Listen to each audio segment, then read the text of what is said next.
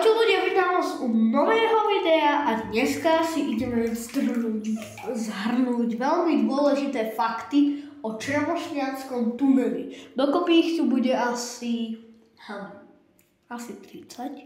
A áno, myslím, i ten najdlhší jednokolajový tunel, vlastne jednokolajový, áno, dvojkolajový dlhší neexistuje ani trošku, neviem koľko. Proste najdlhší jednokolajový tunel na Slovensku, áno, tento tunel. No, stalo sa v roku 1936 až 1940, čiže 4 roky. Stalo sa z dvoch strán, od Čremošného a od Harmansa sa stávalo tie 4 roky. Netrafili sa v ňom, tuším, tak 20 cm, meria 5 km, teda 4,5 km meria. Teda nemeria 4,5, ale 4697 metrov. Je dosť dôležité zmieniť, že vlastne je 22. tunel na trati Banská Bystrica Horná Štúbňa, alebo Banská Bystrica Vrútky.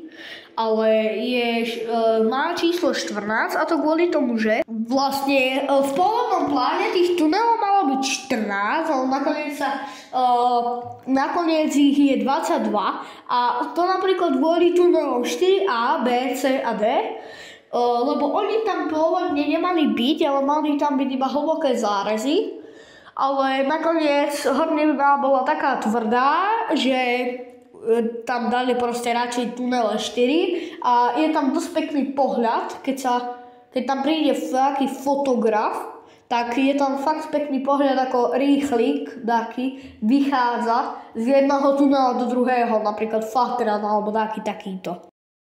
A vráťme sa teda k tomu Čremošňanskému tuneli, kde by sme mohli povedať jednu vec, ktorá tam je dosť dôležitá. Je tam jedna vetracia šachta, ktorá je úplne tak skoro asi tak v strede, cca, kde v strede je taká vetracia šachta, ktorá vlastne dodáva vzduch do toho tunela, keď tam idú takí pracovníci pozrieť sa, že či sú kolajníci v pohode, tak proste im vyvetrajú, alebo vždy, keď ide vlak, keď ste pred tým tunelom, tak strašne stane fúka kvôli tomu ventilátore. On má 200 dačo koní, to je fakt viac než naše auto, akože.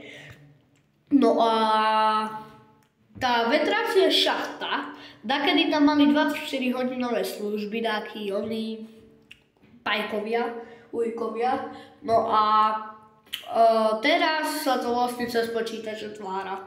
A my sa vidíme u ďalšieho videa. Zatiaľ čaute.